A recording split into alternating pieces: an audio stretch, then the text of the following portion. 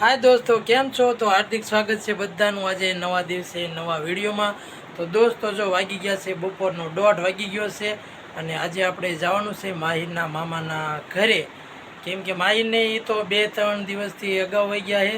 मैं तमने पहलाना विडियो में कीधेलुं छे अने त्यां आवती काले माहिरना मामाने लील परणावा जवानुं छे आपणे वेरावळ सोमनाथ ज्यां महादेव भगवान बिराजमान छे त्यां। अने जो माहिरना मामानो आ फोटो से आ से तेमनी लील परणावा आपणे जवानुं छे वेरावळ सोमनाथ। तो सोमनाथनो विडियो काले आवशे अने आजे आपणे जईए छीए माहिरना मामाना घरे। ऑलमोस्ट અહીંથી 50 કિલોમીટર दूर છે। તો આપણે અત્યારે નીકળી જઈએ એટલે સાંજે જમી અને પછી આપણે સોમનાથ તરફ રવાના થવાનું છે। તો દોસ્તો ચાલો વિડીયોમાં રહેજો અને હું હવે અહીંથી નીકળું છું માહિરના મામાના ઘરે। તો વચ્ચે કંઈક એવું લાગશે તો સારું સારું શૂટ કરીશ। તો વિડીયો ઠેઠ સુધી જોઈજો અને જોતા પહેલાં લાઈક કરી દીજો અને પાછું ભૂલી જશો। તો ચાલો જઈએ માહિરના મામાના ઘરે।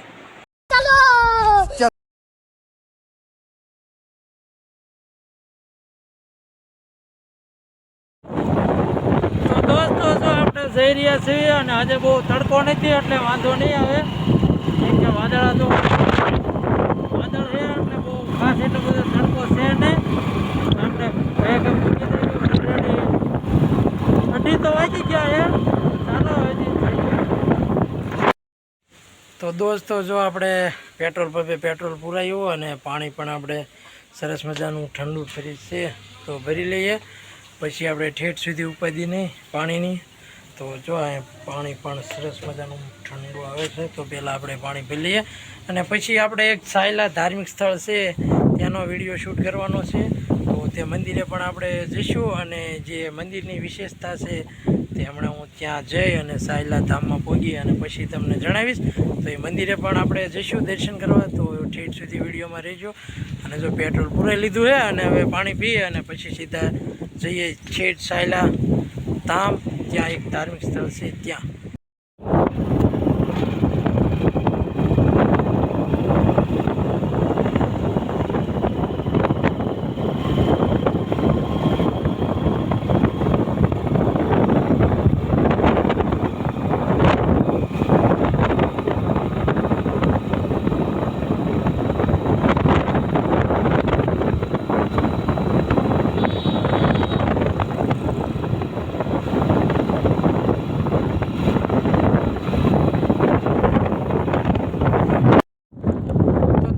ઓલમોસ્ટ જો આપણે 40 કિલોમીટર ચાલી ગયા છે અને જો આપણી ગાડી અહીંયા પડી છે અને તડકો તો આજ છે એટલે છે નથી ઠંડી ઠંડી હવા આવે છે। જો સૂરજ દાદા પણ આજે નથી દેખાતા અને મસ્ત મજાનું લોકેશન છે એટલે જો અહીં મેં થોડુંક આપણે શૂટ કરીએ।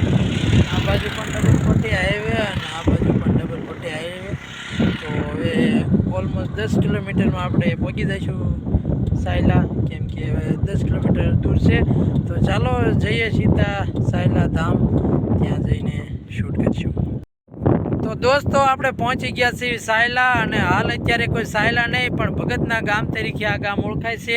અને શા માટે ભગતના નામ તરીકે આ ગામ ઓળખાય છે તે મને ખ્યાલ છે તે પ્રમાણે વાત કરું છું કે ઘણા વર્ષો પહેલાં મદારસિંહ નામના રાજા રાજ કરતા હતા અને તે ગામમાં જ તે બારોટ પણ ઘણા બધા ખોવડા બારોટના પણ હતા અને બારોટે છે તે રાજા પાસે ગીરવે પૈસા મૂકેલા હતા અને સમય જતાં બારોટની દીકરીના લગ્ન લેવામાં આવે છે અને બારોટ છે તે રાજા પાસે જાય છે અને તેમને ગીરવે પૈસા આપેલા છે તેની માગણી કરે છે પણ રાજા છે તે પૈસા પરત નથી એટલે પાછા નથી આપતા અને ક્રોધમાં આવી અને જે બારોટ છે તે આત્મહત્યા કરે છે। ત્યારબાદ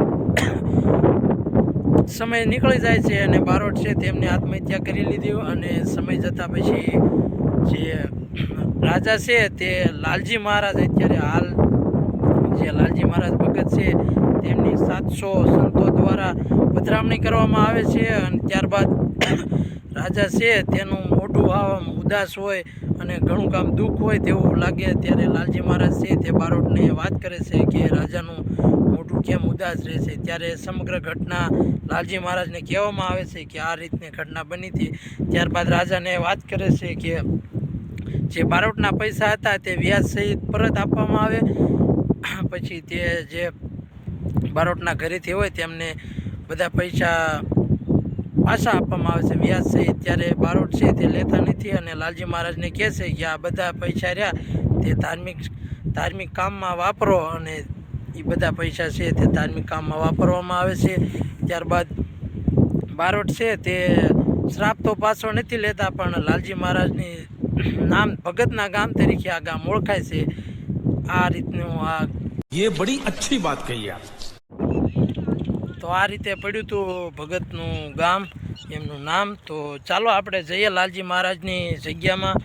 જો હા મંદિર છે તે લાલજી મહારાજની જગ્યા છે. ઉપર બહુ અવાજ આવતો પવનનો, એટલે પછી મારે નીચે આવવું પડ્યું વિડીયો શૂટ કરવા. તો ચાલો હવે સીધા જઈએ લાલજી મહારાજની જગ્યામાં, ત્યાં જઈને શૂટ કરશું. દોસ્તો તમે જોઈ શકો ઠાકર ભગવાન,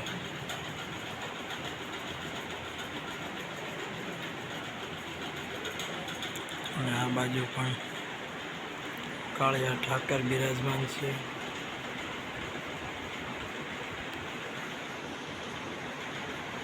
અને અહીંયા છે મહાદેવ.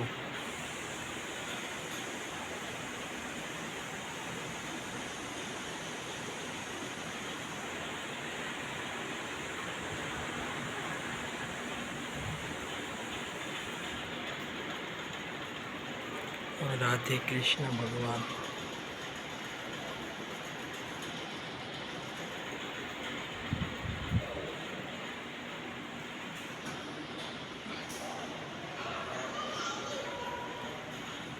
દોસ્તો આ છે લાલજી મહારાજ પોતે, તમે જોઈ શકો છો. તો દોસ્તો જો આ છે લાલજી મહારાજની જગ્યા, અને ઠાકર ભગવાનના દર્શન કર્યા અને ઘણા દેવી દેવતાના દર્શન કર્યા. અને જોઈ શકો તમે તો વિશાળ મંદિર. આપણે ઝાઝો ટાઈમ નહીં લેવી, જગ્યા તો બહુ મોટી છે, પણ આપણે મંદિરના દર્શન કરી અને જાશું સીધા તે આપણે માઈના મામાના ઘરે, કેમ કે એટલો બધો ટાઈમ નથી. ફરીને આવશું ત્યારે અવશ્ય પૂરેપૂરો શૂટ કરીશું. અને અત્યારે જો કે હાલ આપણે દર્શન કરી લીધા છે, એટલે હવે આપણે જઈશું સીધા માઈના મામાના ઘરે. તો જો બહુ વિશાળ મંદિર છે. તો દોસ્તો હવે આપણે સીધા તે માઈના મામાના ઘરે જઈને વિડીયો શરૂ કરીશું. તો ચાલો જઈએ, કેમ કે ટાઈમ પણ ઘણો થઈ ગયો છે અને લાલજી મહારાજના દર્શન કર્યા, ઠાકર ભગવાનના પણ દર્શન કર્યા. તો ચાલો હવે જઈએ સીધા તે માઈના મામાના ઘરે. તો દોસ્તો જો પહોંચી ગયા છીએ આપણે માઈના મામાના ઘરે, અને આઈસર લઈને જવાનું છે આપણે સોમનાથ. અને તો ધંભા તમને આજ જોવા મળશે. કા એ ધંભા શું કરે માહિર માહિર હાલ તો બટું જો માહિરભાઈ આયા વિડીયોમાં જોઈ જાઓ. વાહ માહિરભાઈ વાહ. હા જાય જો ફોટો આવ્યો, ફોટો આવ્યો. અને ઘરમાં બધા મહેમાન છે તે દાણા જેવું જોવે છે.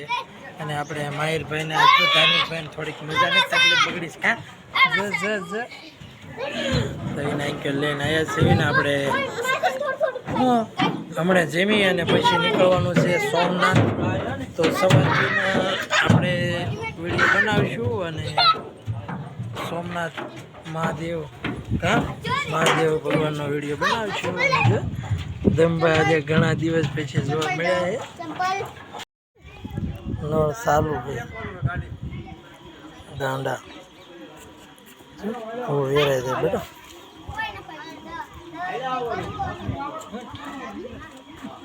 હું વેરાય જાય હું વેરાય જાય.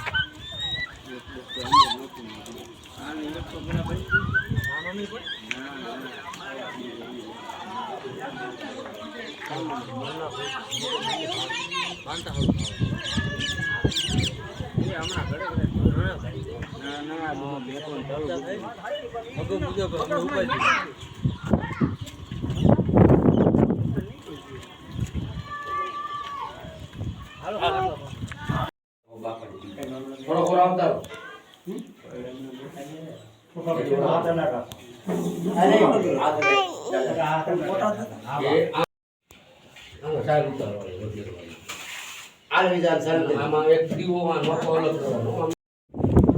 તો દોસ્તો જો મોટે બધા દાણા જોવે છે અને આપણે અહીં બહાર છીએ કેમ કે હાથ પડી ગઈ છે. તો વિડીયોને આપણે એન્ડ આપશું અને કાલ મળીશું સવારમાં સોમનાથ વેરાવળ દરિયાકાંઠે.